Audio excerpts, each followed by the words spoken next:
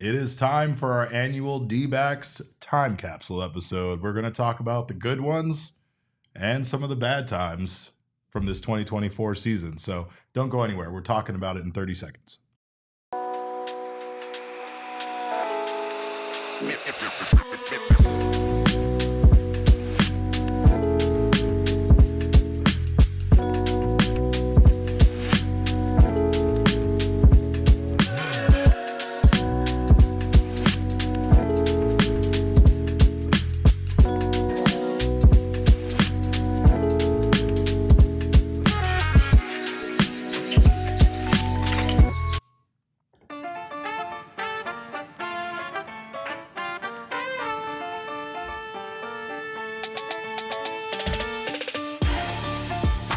Welcome in to Studio K, presented by our friends at Circle K. And this is, of course, another edition of the PHNX D-backs podcast. We never stop. We never stop. There is no off season for us on this show. My name is Derek Montia, occasionally known as your mayor of PHNX. This man is your thunderstick, and I will never tell you why he is called that. Occasionally known as Jesse Friedman. And welcome in to another edition of this show. We had some fun last night out in Arizona Fall League game together. I can't suggest you as a baseball fan going to check that out enough. I know this time of the year might be tough for some Arizona Diamondbacks fans. You might want to be ignoring baseball altogether. I found out that some of you that I like a lot are ignoring this show. Yeah, that's right. I'm calling you out in our Discord. But, of course, we appreciate you guys for loving baseball. And again, Arizona Fall League will be gone before we know it. So make sure that you go out there and check those guys out because it's a whole lot of fun. It is, yeah. I believe there's a game, a Saw River Raptors game that is starting as we speak or about to start. But don't go. Yeah, don't. You don't want to be there right now today, at least not for the next hour. Yeah, but then go out after the show's over. Yeah, after the show's over, I think that'd be great. Yeah, everyone have a lot of fun. Elizabeth says, "I'm here to heckle Derek. Justice for Elise." That's because once again, Elise is bad at math. So I don't need to get into that. You guys in the Discord know what I mean by that. But we are going to talk about our favorite moments from this Arizona Diamondbacks season.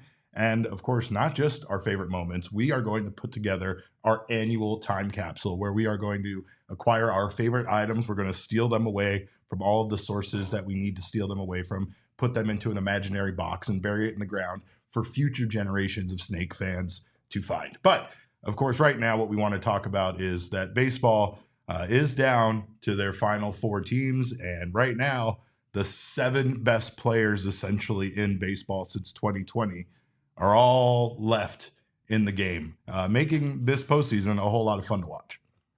Yeah. There's a lot of star caliber players that are remaining in the postseason, which is a really good thing for baseball. We talk a lot about, having the biggest markets represented, right? The Dodgers are obviously still in the picture, as well as both of the New York teams. But it's not just that. It's also about having some of the best individual players in the game, some of the most marketable individual players in all of baseball still in the postseason, still in this Final Four. Well, and healthy and playing and all contributing to their teams. And it's kind of funny because some of the ones at the some of these guys are contributing less than their counterparts that aren't anywhere close to the top of this list, but there's just a lot of marquee name value in this postseason right now. There really is. Yeah. I mean, Shohei Ohtani is a pretty good place to start on that front, frankly. Aaron Judge is also a pretty good starting point for that. So, I'm sure that Rob Manfred and his commissioner's office friends are all very happy about how things have transpired and perhaps rooting that the Cleveland Guardians do not mount a comeback. Well, I mean, last year's ratings, we talked about it. We were honest about it. Last year's ratings, not great for the World Series. In fact, based on the percentages of viewership of households in America, it was the lowest watched World Series in history, basically, Jesse. Yeah. Not in actual terms of millions of viewers, but it did not break 10 million viewers last year total for the World Series. So it's just an interesting turn to this season where now all the teams left, aside from, like you said, the Guardians, aren't are big market teams. And I mean, as much as it sucks, because usually you hate those teams unless you're a fan of them. You're not really, not a fan of the Dodgers, but secretly rooting for them, no matter how much you guys accuse me of doing that. And I mean, maybe, the Mets have a little bit of an underdog tone to them, but still they are one of the biggest, or highest spending teams in baseball. But it does feel like, because of the caliber, because of these guys, you got Ohtani, Judge, Juan Soto, Jose Ramirez, Freddie Freeman, Francisco Lindor, and Mookie Betts, all still playing in the postseason. It feels like that's why they are just killing it in the ratings right now. And I mean, we know we did get information about that game, the Game 5 of the NLCS, and how viewed it was, not only here in the United States, which got 7.5 million viewers, but in Japan it got 12.9 million viewers. That'd be the NLDS, NLDS, right? yeah, NLDS, yeah, okay. Game 5 of the NLDS. Right? Yeah, that was between Yamamoto and Yu Darvish starting. Yeah, right. You can't really create a baseball game that would be more appealing to that audience than Yamamoto against Darvish in an elimination game with Shohei Ohtani playing in that game, right? It doesn't get any better than that. And that was also, we said it at the time, that was the first postseason game ever that was started by a Japanese-born pitcher on both sides. So it was really cool for the sport. And I think oftentimes we can forget here in the U.S. that there are a lot of not just baseball fans in other countries, but a lot of Major League Baseball fans, like a lot of people who are invested in these teams who live overseas, and these numbers absolutely bear that out.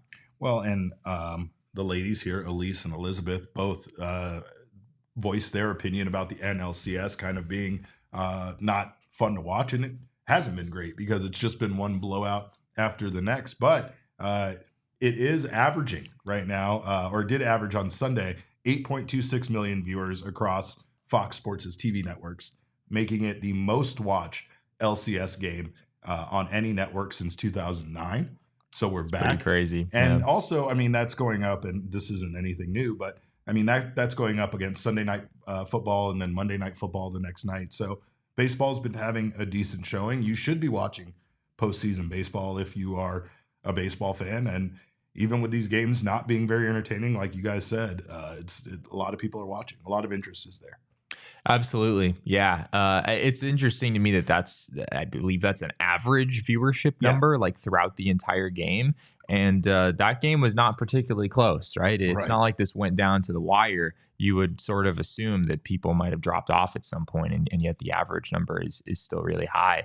I mean, naturally, I guess we kind of wonder, like, how would these numbers be affected if it was Diamondbacks, Dodgers at this point, the world that many people watching right now probably wish that we lived in. Yes. I think we all know that these numbers are probably a lot lower. And I don't think any of our audience members really care about that. No. And I don't think that a lot of other fan bases really care about that. It is good for baseball at the end of the day. I'm sure it helps their bottom line. But I also thought that, like, the Rangers and D-backs being in the World Series was really cool, right? Yeah. Like, I think it was a sign of the parity in the game, the fact that I think baseball suffers less from the issue we see in other sports, where you either kind of have the ability to win a championship or you don't, depending on, I guess, who your best player is or who your best top two players are or whatever. Sometimes it feels like football and basketball can kind of veer in that direction, but baseball is not like that. It is a different sport. It is all of these are team sports, but baseball in a unique way. Any team can really go on a nice run this time of year. And unfortunately for those people this season, you're going to wind up with, I mean, I guess the Mets are still, like, they're a good story in their own way. They're not a team that was on top of the world and winning 110 games or anything. But obviously a big market at the same time. Nicholas, who has confessed he's already not watching the postseason, said, "I will extra not watch if it's Dodgers Yankees." Right. Like, the ratings get higher, and yet there are some people who are defiantly against it at the same time, and that's understandable. I don't care if it's two teams that I absolutely couldn't care less about if they win or lose. Then I mean, like would you watch a Dodgers Yankees World Series? Well, yeah, because as everybody knows that I'm a secret Dodgers fan, right? At least that's how the accusations you're are. You're getting pretty close at this point. The implications are there. No, I mean, I would watch it because it's the World Series, and I watch the World Series every year, regardless of who is in it. But it's not like I would care. It's not like I would find myself rooting for either one of those teams, and that's really, I think, what people want, right? The idea, you wouldn't root for the Yankees? Yeah, probably. I probably would. Okay. I mean, what are we talking about? It's mostly to bother Sean to pause. Is what we're not talking about. He's trying to back me into a corner, Damon. Is what he's trying to do. Exactly. No, like we're talking about if you have to choose, and I think if you're a Diamondbacks fan in that world, you're picking the Yankees, right? Yeah. There's no real hard feelings with the Yankees if you're a Diamondbacks fan, because we got them, because you beat them, right? Like they still haven't been able to get revenge for that World Series. Yeah, I mean they got outscored by, what was it, 30 runs in that World Series, even though obviously the D-backs only they needed 7 games to finish the thing. But yeah, I think it's pretty obvious if you're a Diamondbacks fan, at least I would think, who you'd be rooting for in that scenario. I have a tweet here from December 9th, 2023. And it says, can MLB finally get what they want after 7 years? And it's a picture of the Yankees and a picture of the Dodgers. And I quote tweeted it on December 9th, 2023. And I said, I would tattoo pinstripes on my body if this ever happened.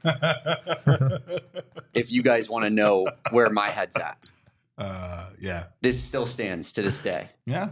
Yeah, that's very true. We're gonna hold you to that, Damon. Well, maybe you should be rooting for the Guardians right now, so you don't have to tattoo pinstripes on your body. We haven't given up on the Mets yet. We haven't. We're Mets Nation. We're still so you're not tattooing the pinstripes if it's Mets Yankees. You're doing it. Yeah, no, that's a different kind of pinstripes. No, those aren't as prominent of pinstripes. They do wear pinstripes sometimes, but it's a different thing. Yeah. I will say this. In regards to that terrible World Series of the Yankees and the Dodgers, you want a rooting interest, right? Like, I mean, again, like you said, the Mets at least give you somebody you feel better about rooting for, right? I mean, that it's any sport. Any sport is fun when you have something to root for. Mm-hmm. That someone said that they were a fan of the Fukunaga Hawks, I believe is what it was. But yeah, see, it doesn't matter. Vote Meteor. What is there a Meteor? What is happening? I think the Meteor is like, it's the alternative, right? Correct. You can either... That's the third thing that we root for. Oh yeah, I root Meteor. I root for destruction of the planet before I have to watch those two teams face each other. That's for sure. Anyway, I don't know, man. It is what it is. It sucks that it's like that because again, it feels like every time the ratings are good for baseball and the teams involved are good for baseball, it's usually bad because it's going to be teams like this. Yeah. And the Mets, even though they are a more compelling story, I think, than some of these other teams, they're still leading the league in payroll, right? I mean, it's hard to really view the Mets as some kind of underdog, coming out of nowhere, like. Yeah, you spent like $340 million this season. So, I mean, granted, some of those players are not on this team anymore. But that's a luxury that the Mets have that a lot of other teams do not, right? If the Diamondbacks have a whole bunch of money tied into Justin Verlander and Max Scherzer when they're pitching for other teams or hurt for other teams, then that costs them, right? It doesn't really cost the Mets all that much. They're still able to go out and make the moves that they need to. Well, Ryan says that the Mets stink, the Yankees stink, they all stink. I'm just here for the Blue Chew ad. You're going to be disappointed once again, Ryan. I'm sorry. But stick around. We'll see what happens. You never know what ads are going to pop up in the show. No guarantees, though. I will say thank you, Ryan, for being here. Thank all of you guys for being here in the PHNX Sports YouTube channel. If you haven't subscribed to the channel, do so now. Sign up for notifications. That way you don't miss whenever our shows go live. And most importantly, hit that like button for my personal self-esteem, because I feel like a lot of people are here just to attack me based on our Discord conversation from earlier today. It is good to see you guys here, though. I missed so many of you so much. Of course, if you haven't subscribed on your favorite audio podcasting app, do so now. Sign up over there. Leave us a review. We appreciate that feedback. Those 5-star reviews mean the world to us. We are going to compile a list of items for our time capsule on the other side of our break. So make sure you don't go anywhere. But of course, make sure to check out Bet365. Bet365 pioneered live in-game betting. It's a great time to get down on it during the championship series round, as well as with football and basketball starting up next week. It is a great time to sign up for the Bet365 app. Right now, new customers can choose between 2 offers when they open an account at Bet365. Use that code of PHNX365 when you sign up. Deposit $10 and choose either between a bet and get offer where you can place a $5 bet or more and receive $150 in bonus bets, or a first bet safety net offer where you can place up to $1,000 bet, and if your qualifying bet loses, you received a match refund in bonus bets. With Bet365, you got all sorts of early payout offers, including baseball, football, basketball, all of that. Baseball, of course, you're a winner if your team goes up by 5 runs. So, and that's same game and parlay selections marked as winners as well. And of course, don't miss out. Like I said, football season, they had a big value on Joe Mixon anytime touchdown for his return. It was like free money for me. So don't miss out on all the wonderful things that you can do on the Bet365 app. Download the app right now. Use that code of PHNX365 when you sign up. Choose your offer and find out why it is never ordinary at Bet365. Must be 21 or over and physically located in Arizona. If you or someone you know has a gambling problem and wants help, call 1-800-NEXT-STEP, text NEXT STEP to 53342, or visit problemgambling.az.gov. Also, of course, big shout out to Sanderson Ford. If you are in the market for a new vehicle, make sure to check out Sanderson Ford. It's a proud partner of the Arizona Diamondbacks, proud partner of PHNX as well. And they are giving you big payoffs like 0% financing on a new 2024 F-150, Escape, Edge, Explorer, and Expedition. They also have deals on the 2024 Ford Bronco Sport for 5.9% APR for 66 months plus $2,000 cash back. Must be financed through Ford Motor Credit, OAC. Also, help us celebrate Hispanic Heritage Month right now with a Dia de los Muertos inspired trunk or treat at Sanderson Ford coming up this week. Do not miss that. All sorts of fun to be had out at the dealership. See dealership for details on that. All right, Jesse. Well, it is time. It is time. I know this is a huge episode for us because it is time for us to compile our 2024 Diamondbacks time capsule items. We did this last year. It was much more fun because it was after the postseason and after all the wonderful things they did. Now we're left trying to wonder how many bad things do we put in the time capsule this year. We got a nice balance. There's some fun moments in here too. There are lots of fun moments. There are lots of fun things for us to preserve, and of course, there's the very, very important things like our number one item, or at least my number one item, is one order of Korean pork belly nachos. That's right. I've been talking about these Korean pork belly nachos all season long, and if you didn't get them, you missed out, son. I don't know what to tell you.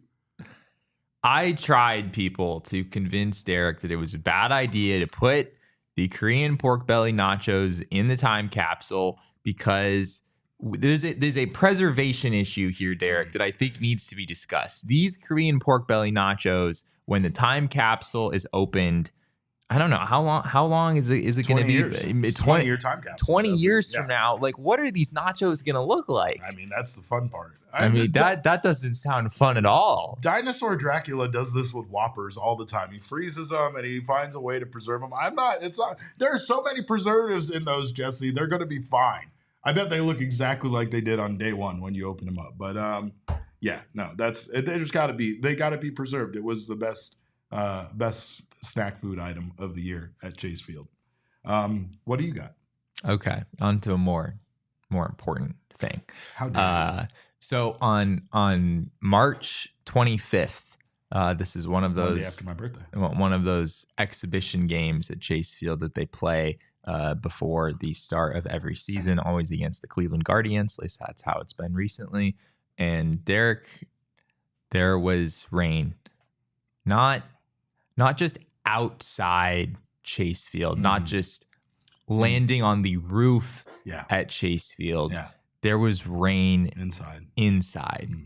And in a stadium that has a roof, The irony. the game was rained out. And you can see some of the water droplets here. It's a good shot. Yeah, and you can sort of see people running for the exits because, I mean, naturally in Arizona, people don't really know what to do when it starts raining. Just are you supposed in general. to just sit there and get wet? Is that what you're supposed but to like do? when you're in a facility that the roof was open to start the game, but when you're in a facility that does have a roof, you're maybe not generally expecting to have it rain on you. But that is exactly what happened. Mother Nature will make fools of us all. Yeah. So the item, the physical item that we are collecting for the time capsule is we're just going to borrow a small slice of the Chase Field turf. And it was this turf that was ultimately the reason that this game was called off, because it was an exhibition game. There wasn't really a reason that this game had to be played. And Torey Lovullo, the Guardians manager, Stephen Vogt, the umpires, they're all trying to figure out what to do. And they came to the conclusion that you don't really know how turf plays when it gets wet because it's not designed to get wet. So we are going to take some of that turf for our time capsule. The first ever rain out in Diamondbacks history. Are they at gonna- home? I have the item of all the items. It is the item. This is probably almost as good as the Korean pork belly nachos. Few things are. But the most important item of 2024 that is going into our time capsule is Matt Hilton's beekeeper helmet. As you all remember, on April 30th, that infamous day against the Los Angeles Dodgers, Diamondbacks had a bee problem, to say the least. It was very close to us, Jesse. We were both present that day. Mm-hmm. We could see the bees forming. We didn't know what exactly it was, but we saw people pointing up, and lo and behold, a huge colony of bees had taken up on the netting behind the backstop at Chase Field. And of course, this hero was called out while he was at his son's t-ball game in Surprise, Arizona. Which is wild. I love that he was at his son's t-ball game. Blue Sky Pest Control Company, I believe, who has they have like a deal with Chase Field, that's who they call on. Yeah. And much like Batman, much like other superheroes, right? I mean, those gentlemen are also at cocktail parties and they're doing stuff in their general lives, and then crime strikes and they have to jump into action, Jesse, and they have to go out and solve a problem. And Matt Hilton absolutely did that. And it wasn't just the fact that he came out and solved the bee problem, Jesse. Mm-hmm. It was the way the man He's soaked up the spotlight. Bit of a showman. He was a star. Yeah. He's an absolute star. Talk about born rising to the occasion. And he threw out the first pitch too. He became the story of the game. Yes. Of like the month for the Diamondbacks, basically. I don't think there was a bigger story for the Diamondbacks in the month of April than Matt Hilton, the beekeeper. And Damon, who is searching for that lovely photo you just saw.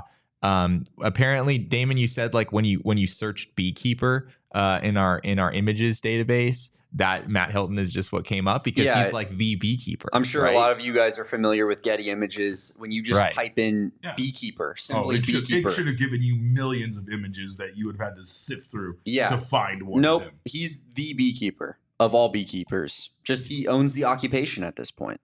So it was a 1 hour, 55-minute delay, which is a very long time. They got pretty close to just calling this game off because again, Matt Hilton was in Surprise. So it's a bit of a drive to get from there all the way to Chase Field. And this game, fortunately for Diamondbacks fans, for the people who stuck around and waited it out, it did end in fantastic fashion for the Diamondbacks.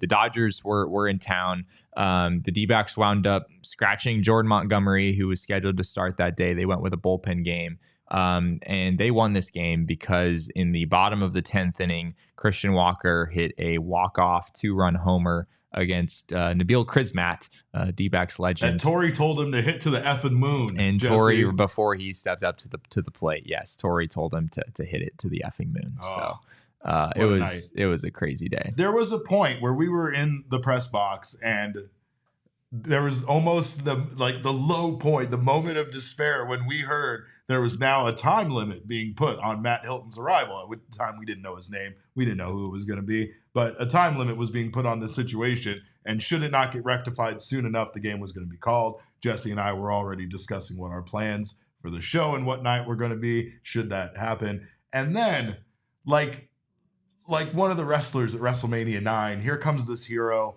being driven out on the cart like the true legend he is. And just from the moment you saw him, he had his hands up in the air. He was exalted. He knew he was here to save the day. So, that was an amazing night. Groundhog Mama in the chat says, I was at that game. The music they played in the stadium was very bee themed, which yes, I can also attest to. I remember Let It Be. I remember Black and Yellow. That's right.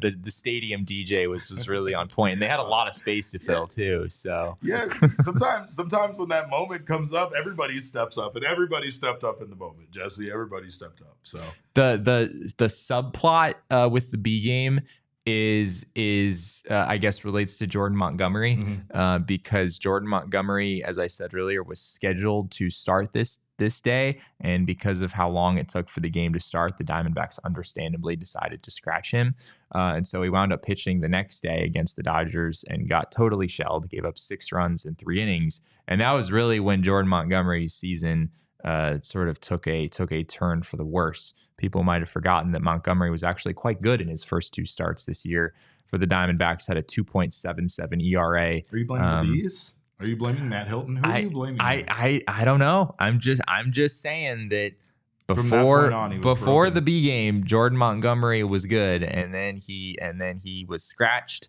and then he pitched the next day, and he was not good that day, and it was a pretty rough season the rest of the way. So do with that what you will. Groundhog Mama says, put Monty in the time capsule. That's not going to keep him from taking his player option. We did discuss that, Karen. We genuinely did. We thought about it. Jesse was not okay with that. No, Jesse vetoed a lot of things. Like, I'm trying to keep the time capsule like a container of like physical objects. Damon wanted to put Gino's goggles in there. Jesse said no.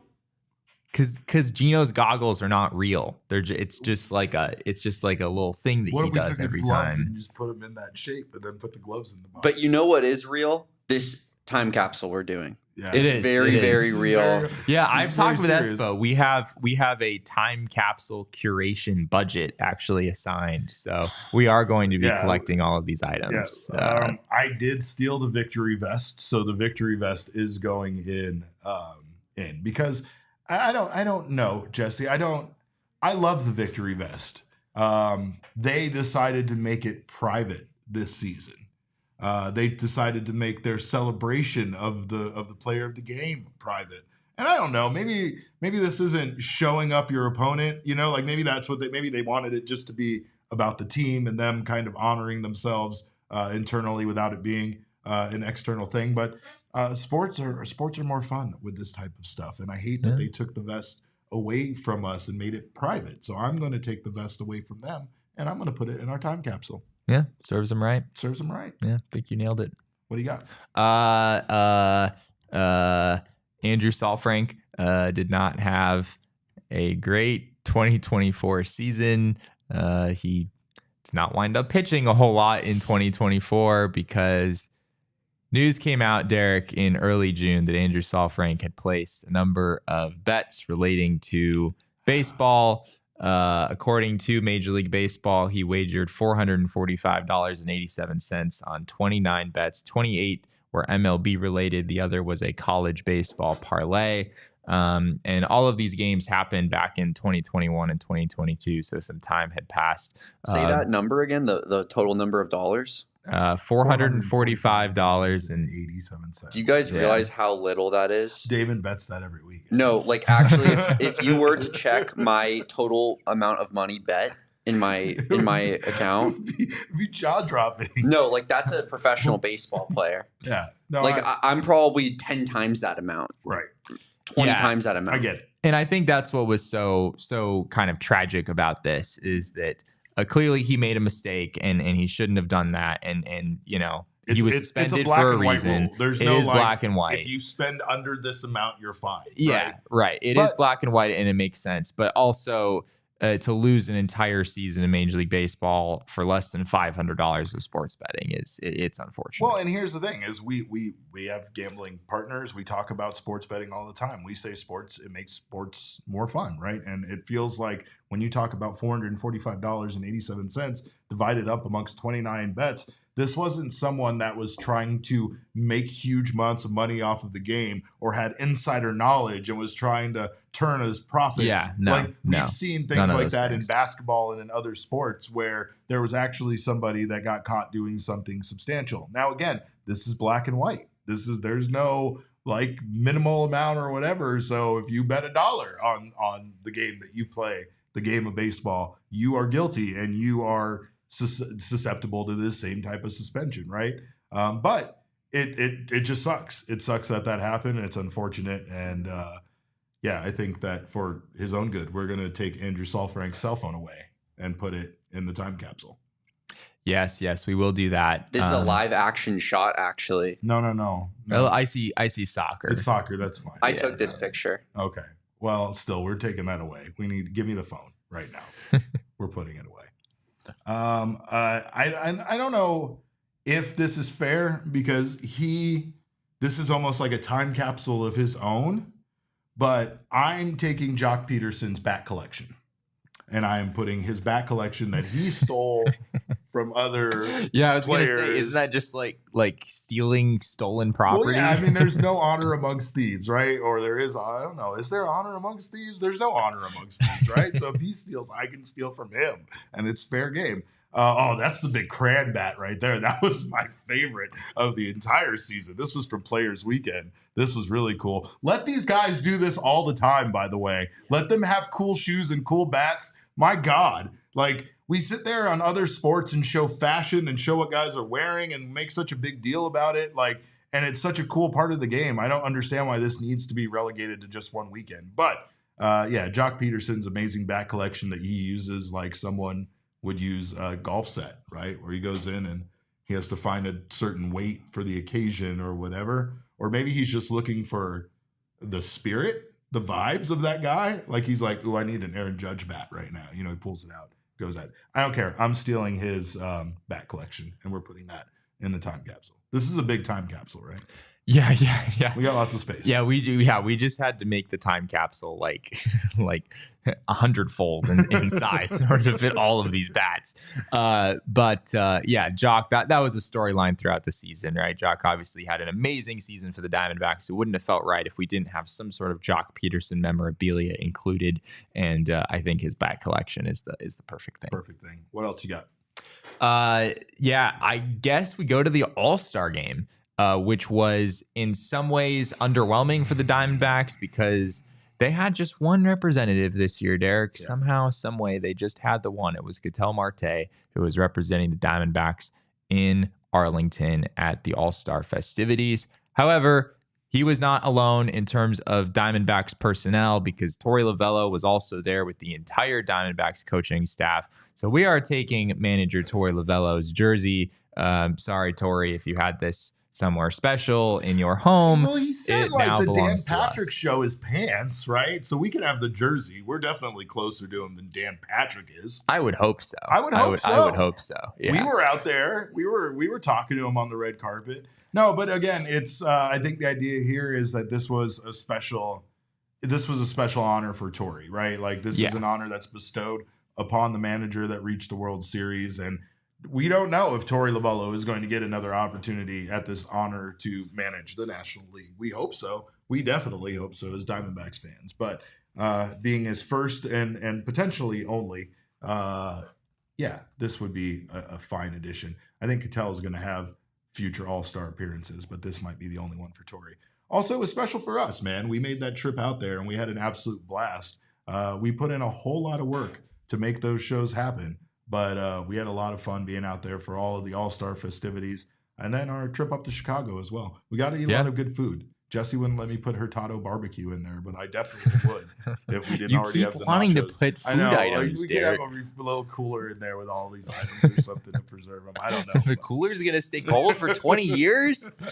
Yeah. All right. Well, we do have to put the bat that Corbin Carroll hit his pinch hit 2-run walk-off homer with against Kyle Finnegan on July 29th because, Jesse, that was a big moment for this team. Yes. And it kind of capped off an incredible month in July and then, continued their run there into the month of August to playing their best baseball of the season. Yeah, a few angles on this one. From a team perspective, this was an incredible win for the Diamondbacks. They scored a whole bunch of runs against Kyle Finnegan in that 9th inning. I believe it was 8-4 entering the bottom of the 9th. The Diamondbacks scored 5 runs to win the game 9-8. They trailed 6-0 earlier in the game, so this was a 6-run comeback. Arguably the most remarkable win the Diamondbacks had all season. We weren't planning to do a live show that day, but me and Damon wound up hopping on and doing an emergency show because it was just an outrageous baseball game. But more than what it meant for the team, it meant a lot for Corbin Carroll too. This was, I think, the day where things really started to turn around for him. He did not start this game. The Nationals had, I believe, a left-hander on the mound. So this was back when Corbin was starting against righties, but not really starting much against lefties, or at least hitting low in the lineup. So this was a pinch hit home run for Corbin. And I think that just says so much, right? The fact that at that point in time, he was still kind of going through it. There were some positive signs, but especially against lefties, he still had looked pretty lost. And he was the Diamondbacks' best player a year ago, and yet he was not starting in this game, not for rest purposes, but because he just was really struggling at that point in the season. There was a great story from Nick Pecoro over at the Arizona Republic, kind of detailing Corbin and him coming out of the extended funk that he went through in the first half of the season. And he pinpointed this day. He talked about taking 500 swings on July 29th and how he kind of felt like things were starting to click for him on that day for the first time. And sure enough, he hits this walk-off 2-run homer. And from that point through the end of the season, Corbin started to look a whole lot more like the player that we saw the year prior. Groundhog Mama says, was that the game where Derek was already asleep? Yes. I believe it was. Yeah, I gave up on that game. I gave up on that game in like the 4th. Yeah, that's why it was me and Damon. That's because right. Derek was about 2 hours. I woke up to a lot of text messages the next day. Yes, I was also very well rested. It was pretty early in the night when Jesse was like, do we have to go live after this? It was probably like 8:45, I feel like. And Derek was like, just silence, just crickets. Just straight up silence. All right, let's talk about the fact that I put my phone in a completely different room when I go to lay down in bed, and I do go lay down in bed at 8 p.m. some nights. That's fair. Because I like sleep. I don't believe in the phrase, you'll sleep when you're dead, because you're dead, and it's not sleeping. I love sleep, so I'm going to get as much of it as I can while I'm alive. But that's definitely why I needed to put that in there, because I don't remember that moment. So I just want to make sure that bat exists and is preserved for future generations. What else do you got? Yeah, one more before we take a quick break here. We've got a whole lot more time capsule items to go. But the baseball that Torey Lovullo took from Paul Sewald on July the 31st. And many of you watching the show now were here in the ballpark for this moment. Yes. I know for a fact, because this was also our Chase Field pool takeover, right. Which shout out was a lot of fun. And we plan to do that again next year. So be sure to come out and join us if you can. I mean, we're throwing one of the pool towels in there too, for sure. Like yes. One of the pool towels absolutely belongs in the time capsule. But this day, obviously, July was a rough month for Paul Sewald. This is the month where he ultimately lost his closing role. But this is the first time where Torey Lovullo basically relieved him. He basically said enough, and he was like, "I'm not going to let Paul Sewald blow this save. I am going to call on another reliever to try to get the job done." And he winds up handing the baseball to Ryan Thompson. And Thompson was not as sharp as maybe you would have liked that day, but he did manage to finish the game and seal a Diamondbacks win. And that was a turning point in terms of the Diamondbacks bullpen usage. We did not see Paul Sewald in another save situation the rest of the year. It started out as Ryan Thompson. Then, of course, it went to Justin Martinez. We saw AJ Puck show up in some ninth innings late in the season. But July was really rough. And unfortunately, the Paul Sewald struggles late in games was a part of the 2024 Diamondbacks story, right? That was a really, really rough month for him, and yet another season in this franchise's history where the closer that started the year was not able to finish the season in that role. Shane wants to put you in the time capsule. That's because Shane really wants to make a fantasy football trade with me, because I have both Devontae Adams and Amari Cooper, who both were just traded to better situations. And I've become very popular suddenly in our staff fantasy football just league. wants to play ball.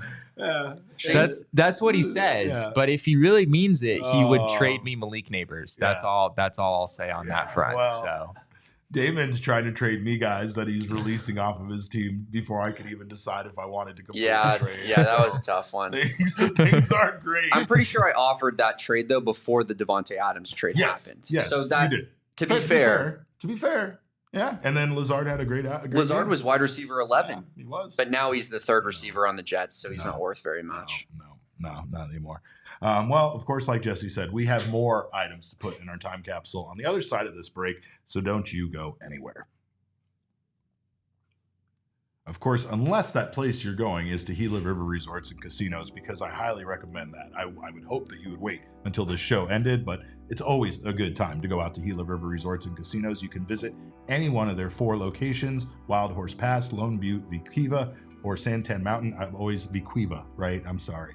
I struggle with that one. But of course, make sure to check out all those beautiful resorts. They have wonderful options for you guys to go stay. Staycation here in town is a wonderful thing to do, or at least have a fun night out with over 4,500 slots and live table games, as well as their incredible sports book for you to go watch some sports and, of course, get down on the action. Head to Gila River Resorts and Casinos and let them show you what Next Level is all about. We will be hosting our watch parties there, of course, all year long for Cardinals and Suns, so make sure to join us for that. And stay tuned for info on how you can come hang out with us. You do you at Gila River Resorts and Casinos. Visit playathila.com for more details. And it is Thirsty Thursday around the office, by the way. We are talking about how thirsty we all are today. And of course, we have to stop by America's Thirst Stop to quench that thirst right now. Of course, if you join the Inner Circle for free over at Circle K by downloading the Circle K app today, you can get your first 5 Polar Pops for absolutely free. And then after that, you can get any size for just 79 cents. That includes Frosters as well. Froster is the superior drink just because I love frosty beverages that are frozen blended drinks. They're amazing. I live in Arizona. I always need to be cool. Even during the winter months, I still need to stay cold as much as possible. And Circle K helps me do that. Of course, visit Circle K right now and make sure to check out that Inner Circle program for free. Terms and conditions apply at participating locations. Visit circlek.com for details. You also save yourself 25 cents per gallon on your first 5 fill-ups. So do not miss out on stopping by Circle K. Get something for yourself and fill your car up. All right, Jesse. Well, we got some more items here for the time capsule. We had some discussion about which clothing items we wanted to put in there. Obviously, of course, you had to make sure that there was some sort of attire. Well, included. yeah. I mean, we were thinking about giveaway items. None of those really kind of struck nerve. Maybe the commemorative ring. That was a pretty cool giveaway item this year. That's true. But then we moved into, I thought maybe like Geraldo Perdomo wears a lot of cool yellow stuff that we've talked about all season long. Maybe just to represent Domo and all he's done for this team. But no, I figured out the perfect item, Jesse. The perfect item, because it helps all of us. It helps Damon, and it helps the team. It helps Josh himself. This is the most important item, I would argue, in the entire time capsule. Right. This means everything. We are going to put in the time capsule Josh Bell's navy blue sleeve. And that's so that we can save Josh Bell from himself. Josh Bell refused to change the color of his sleeve on his right arm this season. I don't know. I mean, he was with teams that had navy as part of their color scheme before, but he couldn't get on board with a nice teal one or maybe a gradient sleeve like we saw Corbin have. And I don't know if Josh Bell is going to be a part of this team in the future. So maybe this is just unnecessary. But based on how much aggravation it caused Damon alone that he would wear it night in and night out, we're taking the sleeve and we're putting it in the time capsule. I will say in Josh's defense, I think he might be, hear me out. I think he might be dealing with some trade deadline trade fatigue, because this was the third consecutive season in which he switched teams at the trade deadline. Oh, yeah. Eventually you just get tired of having to swap out the sleeves and all the stuff to fit the new color scheme. Yeah, Josh Bell he's a simple man who just wants to go out there and hit some bombs, and he did that for the Diamondbacks. At least the first week, he hit a whole bunch of home runs. The rest of the way, not a ton of power, but by and large, he was quite good for the Diamondbacks in the second half. I can't get over how bad this looks. Like, it just makes me just sick to my stomach sitting here. I needed you to see it one more time before we wrapped up this season, because we're not sure if we're going to get to see that again. But I'm sitting here and I'm looking at his teams he's played for, and it's like, where did he get this navy blue sleeve? Like, I understand so in 2023. It fits with the Marlins. It doesn't. No, I think it does. Navy blue. No, but it fits. It fits the palette. It's not like, because like the Diamondbacks, just look on Damon's the Diamondbacks aren't yellow, right? And yet you guys are praising Geraldo Perdomo and Joc Pederson for wearing a bunch of yellow. It's not about matching the exact team colors. It's about fitting the scheme. All right. And I understand. I hear you there, and I understand that. But where I disagree is, I think when the Marlins do have a shade of blue in their color scheme. This is why I'm taking it away. When you use a different shade of blue, all of a sudden now we have problems. Do you realize how many times I've had to hear this conversation since the Diamondbacks acquired Josh Bell? Oh my God. Give me that sleeve and put it in the box. Put it in the box right now. Every game close the box. Josh Bell would play, I would look at Derek and be like, have you seen this navy blue sleeve? And it would delight me every single time. All right, Jesse, what do you got? Well, I don't really think this is my item to present, but there's a lot of. Go in order. You can pick one off the list. You don't have to do the next one. I'll do it. I'll at least start it, and then you guys can say whatever you want to say. Over. But there was a big moment for the Diamondbacks on August 10th. The Philadelphia Phillies were in town. One, Ketel Marte had recently left a game with an ankle injury.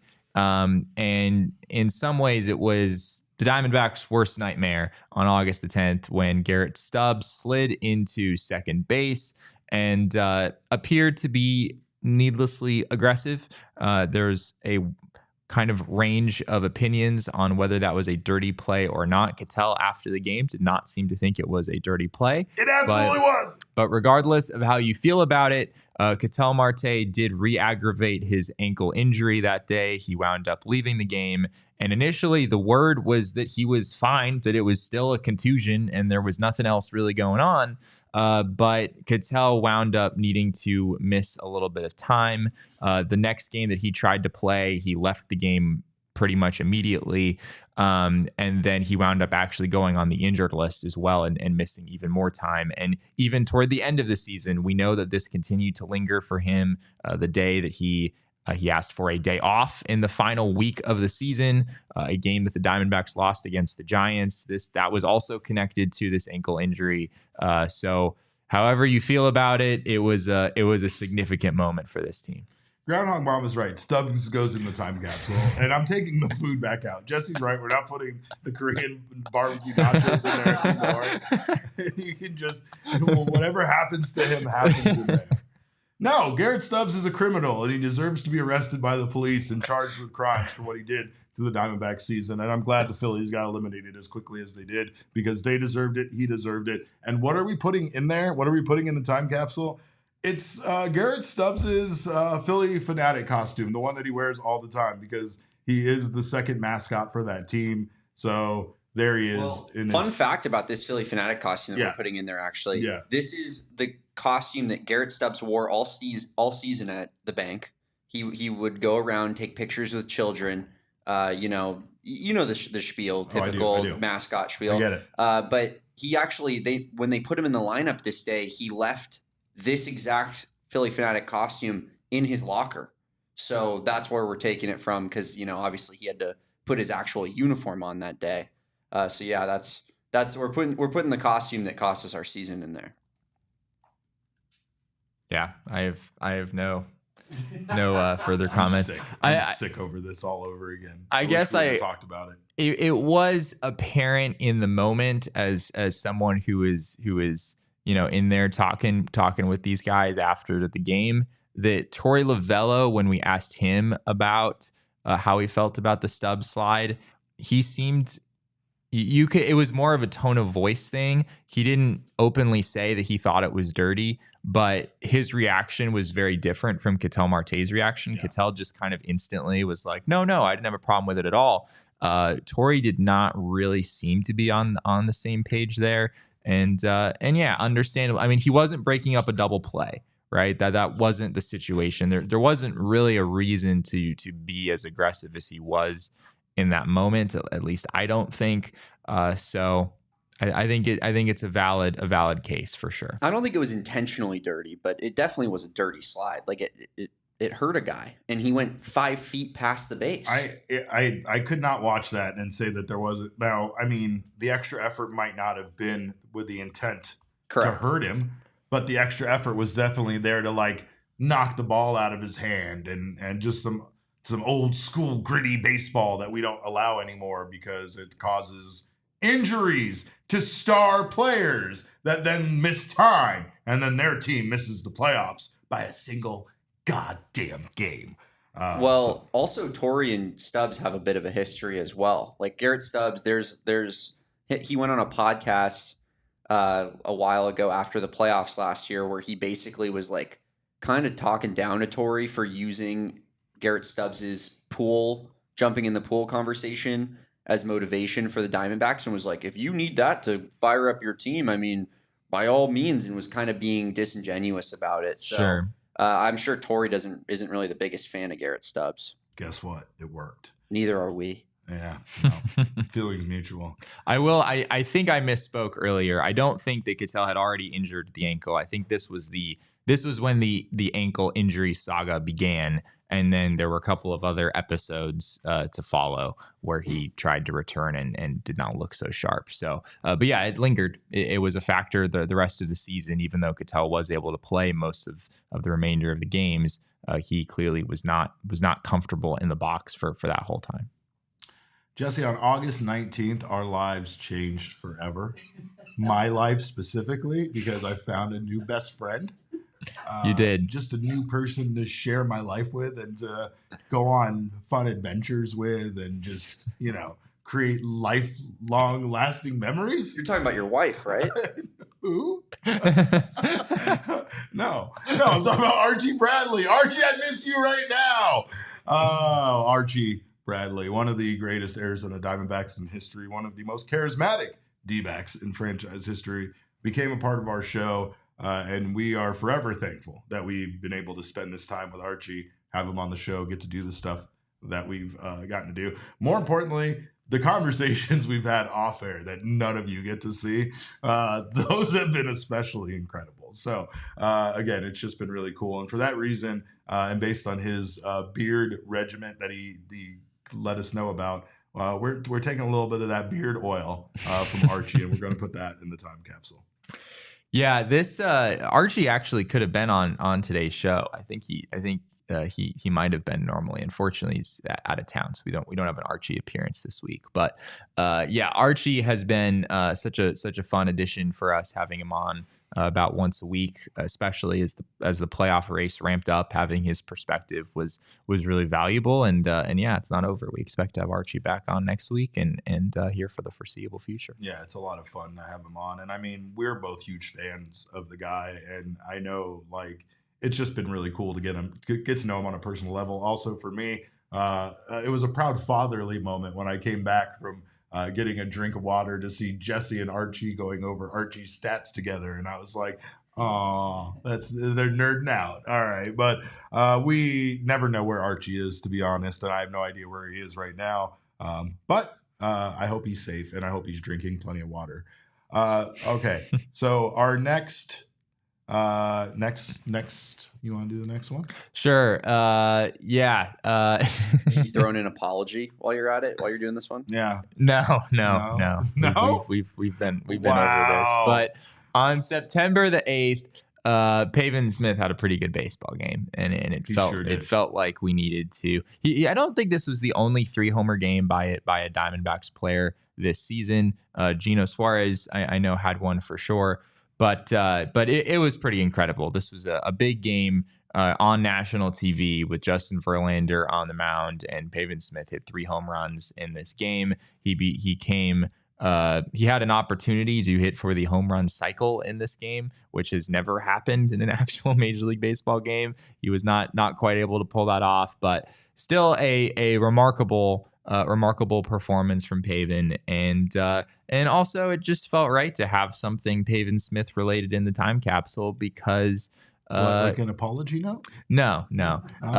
It felt right to have something in the time capsule because Pavin Smith far exceeded expectations this year and had an OPS of right around 900. He really came up big in some spots down the stretch. So what specific item did you want to take? We are going to put a lock of Pavin's hair in there. Let's throw a lock of Pavin's luscious red hair in there so we never forget the guy that some people are calling Ginger Jesus in our Discord, but that might be sacrilegious, so I'm not going to go that far. But thank God for Pavin Smith, and thank God for that lock of his red hair. All right, so next item that we have is a terrible item, and an item that we probably shouldn't preserve for future generations, but it's more of a cautionary tale as to what can happen to your franchise or any team at any point. I believe I put this one in there, and it's actually tear soaked. Yeah. Oh, that's a good idea. Yeah, it's got a little bit of cried all over it on accident. Tears on the side of it. But the item that we're talking about is the score sheet for the Diamondbacks game on September 22nd versus the Milwaukee Brewers, aka the largest blown lead in franchise history.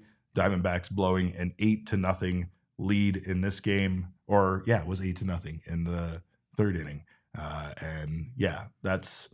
This is the game. This is the one game we're going to think about for a very long time, considering how the Diamondbacks fell just one game short of the postseason. Yeah, I was going to say it would have been terrible, but it's not so bad because it didn't wind up making that big of a difference at the end of the day. Boy, did it. It kind of made a difference. Did it. Yeah. If the Diamondbacks had not blown this 8-run lead, who knows? Maybe they'd still be playing postseason baseball right now. And it wasn't just the one game. And anytime you blow a lead this big, it's going to be painful. Torey Lovullo in his exit interview acknowledged that he feels like something changed this day. The Diamondbacks lost a little bit of momentum and they looked a little bit hungover. The 2 first games that they played back in Arizona against the Giants. And if the Diamondbacks managed to win any one of any of those games, this one or any of those games in that final week, the Diamondbacks would have made the playoffs. This is one we're going to remember for a long time. I mean, from that point on, Jesse, the Diamondbacks lost a lot of baseball games to end the season. They lost 5 of their last 7, including that one. Yeah. And if they'd won that game, it would have been a 4-game sweep of the Brewers. I mean, it would have been almost unthinkable if they could miss the postseason at that point. But you gotta play all 9 innings, and the Diamondbacks dominated the first 3, and then the Brewers just kept on chipping away. And there was a fly ball that Pavin Smith clanked in right field that sort of stood out as kind of a turning point. He's doing it again. Do you see? He will never apologize. He'll never apologize. I said earlier that Pavin had a great season. I don't know what more you people want from me, but that was a really tough one. AZ Catch G, thank you so much for your super chat. AZ Catch G says the Pavin, the 3-headed king snake that game. He really was incredible in that Pavin Smith game. The September 8th game. Yes, he not was. This game, not so much. That game, not so much. What do you got? Going kind of marching toward the end of the season here. We give out our local BBWAA awards in the final weekend of the season. I got to be a part of that this year. And we have a most valuable player award that goes to a Diamondbacks player every year. And the winner was Ketel Marte this year, and rightfully so. Here is a picture of all the boys. Just the boys. All the fellas, of which I am one, apparently. I gave Zach Gallen his most valuable pitcher award. But really what we're focusing on is Ketel, who you can see there. And I think we needed to have some sort of Ketel memento in here at some point, because this was not another Corbin Carroll led Diamondbacks team. This was a Ketel Marte led Diamondbacks team. Not to say that Ketel wasn't really good last year as well. He absolutely was. He was even better in the postseason. But Ketel Marte carried the Diamondbacks throughout 2024, and he absolutely deserved the award that he got. Yeah, I don't think there's much else you can add to that. It wasn't just that the Diamondbacks that Ketel was the Diamondbacks MVP. He was in consideration for the NL MVP at one point. His numbers justified that. So, unfortunately, going back to why Garrett Stubbs is trapped inside of this time capsule to never be released again, it was a huge impact on that final stretch, that final 2 weeks of the season for the Diamondbacks, to not have Ketel Marte at 100%. And to not have him on the field for them in so many games. So it's unfortunate that happened. And of course he was vital, and missing him and him not being it right, it also showed how vital he was to the Diamondback success.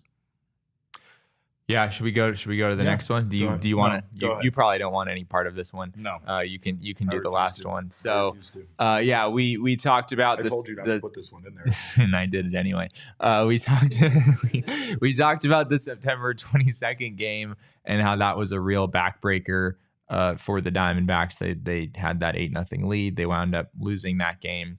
But that's not, to me, Derek, when the season really ended for the Diamondbacks. They still had a shot. They still had a homestand against the Giants and a Padres team that didn't really have any motivation to win in 2 out of the 3 games. And yet, after losing the first game against the Padres, the Diamondbacks on Saturday, the day before the end of the regular season, they had an opportunity to win a baseball game against the Padres B team. The Padres did not start all of their normal position players. They started Randy Vasquez on the mound, and Randy Vasquez went out and threw 6 scoreless innings against them, and they could not score a run to save their lives.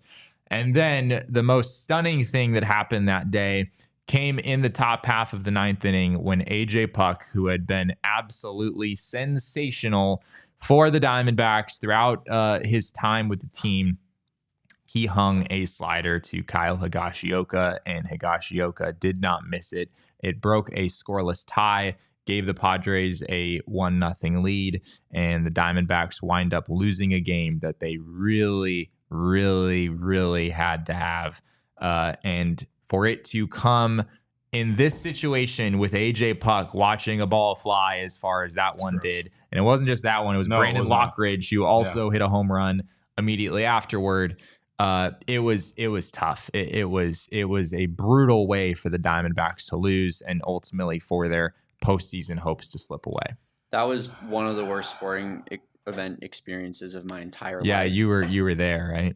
Padres fans, I wish there was like a way we could put the high fives of Padres fans over top of my head that were happening between rows. Well, I think in this time capsule. Randy or Jesse just wanted this ball in there no matter what. First, he wanted it as the Randy Vasquez game ball, and then I said no, absolutely not. And then he just found another way to put the same baseball in the same container. Found a loophole and put a different baseball from the same game. Yeah, the Kyle Higashioka home run, which was just an unbelievable moment. That ball. Yeah, you can throw it back if you want. It's going in the time capsule, but if you want to throw it out of there, I can't stop you. Last but not least, it's another sad item, and that is an item we can only speculate on if it existed. Oh, I feel pretty good that it existed. We know it existed. We're fairly certain we saw it getting wheeled back to whatever Levy's stand it was going to be sold from. But the last item is a case of the alcohol that we know lived somewhere at Chase Field on Monday, September 30th, while the Diamondbacks watched that doubleheader between the Mets and the Braves, hoping that they would get to crack those bottles of champagne and those bottles of beer and spray them all over each other because they made the postseason. And those cases of neutral. And those amazing cases of neutral, which are delicious and refreshing, by the way. And instead, no, that alcohol went undrank.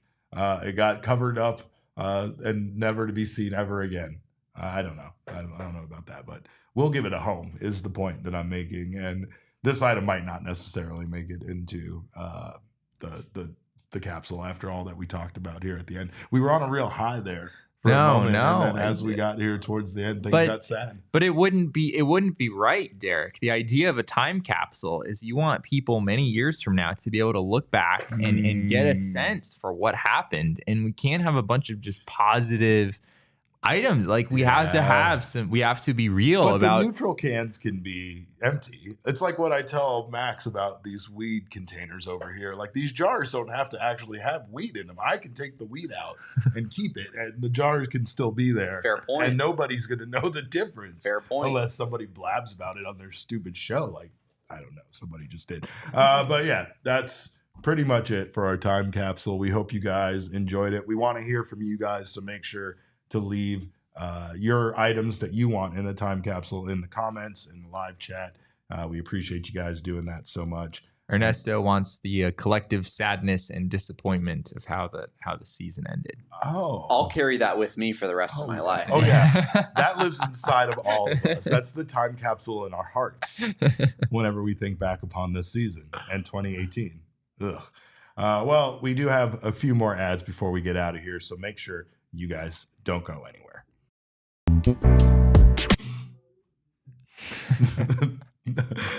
We're not done yet. We're not Damon. done yet. Gosh. Nice try. He tried to get out of here. Damon tried to pull the plug on the show. Holy cow. But of course, once we're done drinking that leftover alcohol from Chase Field, we need to pair that with some Z-Biotics, because Z-Biotics is the best way to get over any kind of feelings of feeling terrible the next day after a fun night of drinking. Because let's face it, after a night of drinks, we don't bounce back the same way we used to. At least one of those guys in this room doesn't. The other one just is smart enough not to always do that. But I'm not. I'll tell you this, though. Z-Biotics, thanks to Z-Biotics, I bounce back faster than ever because Z-Biotics is a pre-alcohol that was first genetically engineered by scientists, by the way, PhD scientists, to tackle the rough mornings after drinking.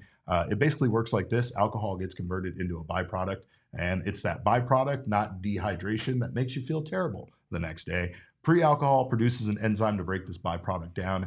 All you got to remember is to take Z-Biotics as your first drink of the night, drink responsibly, and you'll feel your best tomorrow. So check out all they have to offer. There's so much going on during this time of the year. You can get the most out of your holidays by stocking up on pre-alcohol now. Go to zbiotics.com/PHNXBacks to get 15% off your first order when you use PHNXBacks at checkout. Pre-alcohol is backed with a 100% money-back guarantee. So if you're unsatisfied for any reason, they'll refund your money. No questions asked. Remember to head to zbiotics.com/PHNXBacks and use that code of PHNXBacks at checkout for 15% off. And of course, Jesse and I, we do not take care of ourselves properly, but we need HelloFresh to do so. With HelloFresh, you get farm fresh, pre-portioned ingredients. And of course, it makes cooking for yourself so much easier. That's why it's America's #1 meal kit. You can whip up restaurant-style meals in your own kitchen without the high price tag of takeout and in less time than it takes to get delivery. It's all fresh ingredients. They'll send you the recipe. They'll send you everything you need for it. And it not only makes eating with HelloFresh a wonderful experience, but it also will teach you that cooking food for yourself isn't all that bad and can be a lot faster than you might think. HelloFresh has tons of options for whatever you're craving. You can choose from an ever-changing menu of over 50 recipes each week, plus take your pick from over 100 market add-on items like breakfast, desserts, and snacks. So to get 10 free meals right now at HelloFresh.com/freedbacks, applied across 7 boxes, new subscribers only, varies by plan. That's 10 free HelloFresh meals just by going to HelloFresh.com/freedbacks. All right. Well, we appreciate you guys so much. Elizabeth's making her HelloFresh meal tonight. You know what I love about meal kits like HelloFresh is I always forget something at the store, right? Like I'll have a recipe I want to make or something in mind. And what did I forget? The mushroom soup or whatever you needed as like the key ingredient. You won't miss out with that. And it's like portioned how like in what is actually reasonable for what you're making. Yeah, absolutely. I hate buying like an enormous whatever at the grocery store, knowing that I am one person and I am not going to use nearly nearly the whole thing. You're like, don't make me go get fast food. I don't want to get fast food just because I am a person cooking for one, please. Well, we appreciate you guys so much for stopping by. We hope you enjoyed the time capsule, and I hope you guys have fun digging it up in 20 years. Good luck with those nachos I left in there. Where are we burying it? The same park where the Diamondbacks planted all those trees last year. Okay. The one that I did. Remember when I planted trees with Randy Johnson? That park. I know that park where I know where some we can. What park was it? It's up by me in the North Valley. I don't want to disclose it because then it's like I'm telling you. We don't want anyone to find it yet. Yeah, no, because then there'll be people digging it up in like 3 days because they want all that stuff. Elizabeth says bury it in Saul's yard. That's a great idea. Maybe that's where our sunglasses are buried from shady rays. I still like him to bring those into us. That would be great. But of course, we appreciate you guys so much. We thank you for joining us. We'll be back tomorrow with another 1 o'clock show talking more about Arizona Diamondbacks offseason. So make sure to join us for that. In the meantime, you can follow us on Twitter. I'm at cap_caveman with a K. Jesse is at Jesse N. Friedman. Of course, the people's producer, Damon, is at Damon Dog. That's DAWG. We are Damon's dogs. Bark, bark. We will forever be Damon's dogs. Our show is at PHNX_DBacks, but all roads lead to at PHNX_sports on Twitter, Instagram, and Facebook. We thank you guys so much for your time. Again, we will see you tomorrow. Until then, have a wonderful evening. And remember, kids, baseball is fun, but it's so much more fun when you stuff Garrett Stubbs in a time capsule to never be seen again. We all silly like the mayor.